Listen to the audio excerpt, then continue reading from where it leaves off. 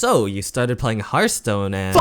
Why? They played a minion. Why is the board brown? So you've quit, but now you're thinking of returning to Hearthstone. If you've taken a break from Hearthstone, this video is for you. I'm going to go over what's new, what's changed, and the best way to get back into playing Hearthstone. Starting with the new, you might have noticed that the quest system is a bit weird. That's because in November of 2020, the old quest system was replaced by the new rewards track. Like any AAA game, Hearthstone also needed a battle pass for some reason. Seriously, why do so many games have battle passes? This Tetris game on the phone has one. You still have the same old quests, but instead of getting direct gold from completing the quests, you get reward track experience. From there, you complete levels on the rewards track to get some rewards. The reward track resets at the beginning of each expansion, and it's stacked towards the beginning of the pass, meaning at the end you'll be running on fumes. The duels game mode was added, which turns the luck and power level of Hearthstone cards to its extreme. Battlegrounds was added as Hearthstone's auto battler game mode, and Mercenaries is irrelevant, but it's a nice turn-based RPG like game mode. Watch my videos on them for a more in-depth guide.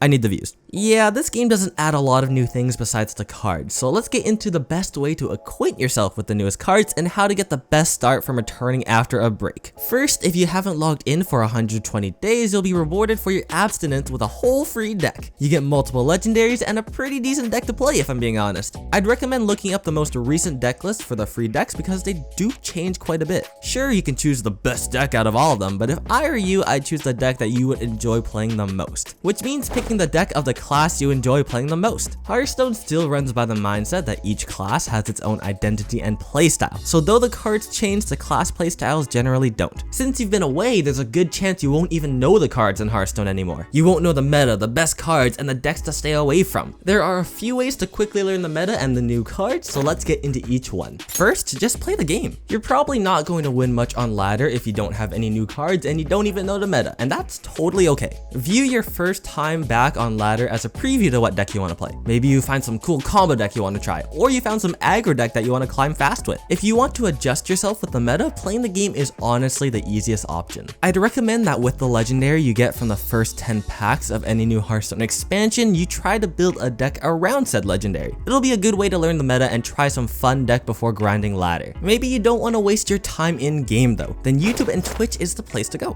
There are loads of Hearthstone games on YouTube, so pick whatever clickbait video you want. You can familiarize yourself with certain decks in depth through these YouTubers, then copy their deck list and adjust your own deck from there. However, watching YouTubers may not give you a good idea on what deck is good and what deck is a flaming piece of trash. Personally, I don't care about the whole meta stuff. I'm more into free-to-play decks for you people and just having fun. So if you like those sort of streams and decks, feel free to follow my Twitch, link in the description. And subscribe! The best way to find what decks are the best in the meta is to just look at HS Replay. With a free membership, you can see what the best decks are from bronze to gold. Now, of course, Legend has a different tier list regarding the power level of decks, but in general, the win rates of decks seen in bronze to gold is similar to legend level play. Use HS Replay as a tool to find some meta decks that are good, and you can find some statistics on how to play them as well. Now that you know the newest game modes and know how to get back into the Hearthstone meta, it's time to craft your first Hearthstone deck in a while. But you're definitely going to have to disenchant some cards to make that new deck. Remember, it's still 1600 dust to craft a legendary. That's 320 common cards. So I've come with a 5-step method to get the most dust out of your collection by disenchanting your unneeded cards. And to talk about that in this video right here. Subscribe for more Hearthstone. Thanks for stopping by. I'll see you around.